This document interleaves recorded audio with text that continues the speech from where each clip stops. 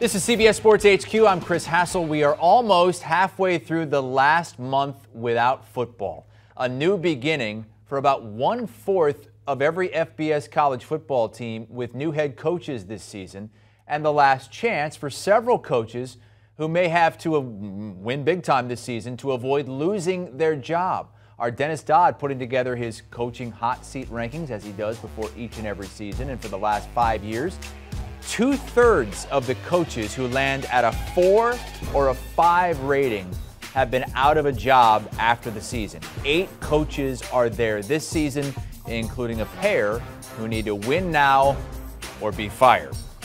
Let's get Dennis Dodd in here and start with those guys at the very top of this list, and that includes Herm Edwards at Arizona State. Dennis, less really about what he's done on the field, because they really haven't been that bad. It's more about what's happened and what's going to happen off of it. No, you're right, Chris. This is one of the few names on the list who has a winning record. You know, Herm is 25-18 at Arizona State, but as you said, it's off the field at what counts right now. Arizona State's in the middle of a languishing NCAA investigation. Allegedly, according to reports, prospects were brought in during the COVID dead period to really a lavish house in Paradise Valley, not even on campus, to meet with Herm Edwards. And you wonder what's worse here. Is it that Herm didn't know, or that he knew and let it happen? I can't decide which one's worse, because one of those is true. At age 68, it doesn't look like he's going to be around after this season. Regardless, Arizona State's future in general is up in the air with realignment, and it looks like A.D. Ray Anderson's NFL experiment model has at least failed for now. President Michael Crow has put his support behind Ray Anderson and Herm Edwards, blaming the wrongdoing on former assistants who are no longer with the team. But this is not a good Arizona State team this year. Even if he had a chance to save his job, it doesn't look like he has the roster to do it.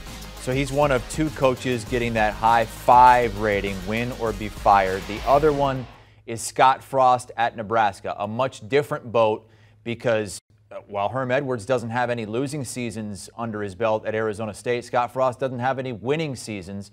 He was a 5 going into last year, and he went 3-9, Dennis. Yeah, his worst season at Nebraska, went 3-9, went through some minor NCAA difficulties that were really more embarrassing than anything else.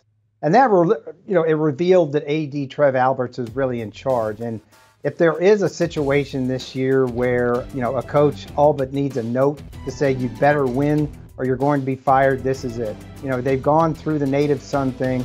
They haven't turned it around. There was improvement at times from Nebraska last year, and Scott Frost was made to get rid of 4 coaches. He changed things around a little bit, but gosh, he's got to win now.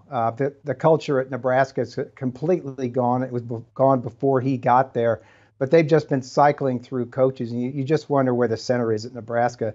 And for those of us who covered him in college, it's really kind of sad that it's gotten to this. But let's suffice to say, for Scott Frost in Nebraska, you better go to a bowl this year. It looks like you may be in the unemployment line. Yeah, haven't gotten to that 6-win mark at all, and you saw those recruiting rankings as well this year.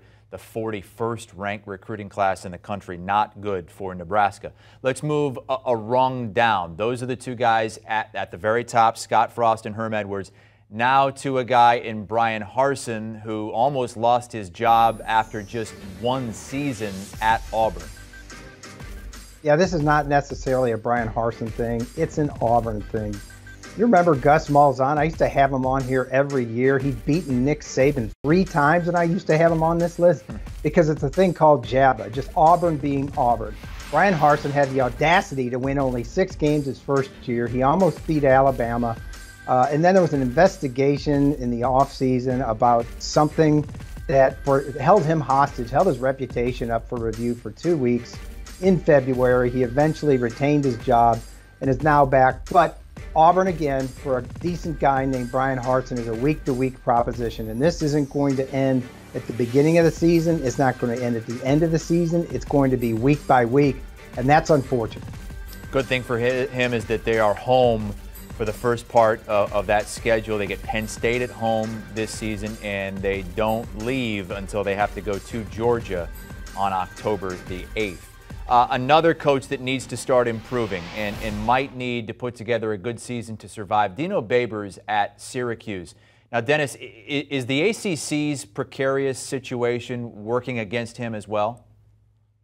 Yeah, I think all these coaches in these leagues that now are looking at, I don't want to say extinction, but reevaluation, realignment, that has to contribute to their hot seat. But Dino Babers, actually, things were looking up a little bit. They won at Virginia Tech and then went 0-3 in November.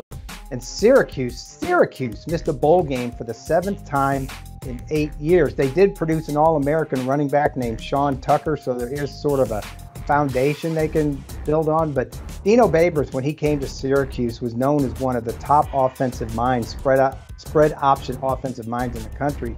That's been a problem at Syracuse, where since, except for 1 year since he's been there, they finished 8th or worse in total offense in the ACC. Survived that horrible 1-win season from a couple of years ago. We'll see what he can put together this season, beginning with Louisville in conference play in September the 3rd. All right, so you're ranking these guys from 0 to 5, and the higher the number, the more likely it is that they're going to be gone at the end of the season if they do not perform. Now, at number 3 here, Mike Norvell. That's where the pressure is mounting when you get to a rating of 3 in your system.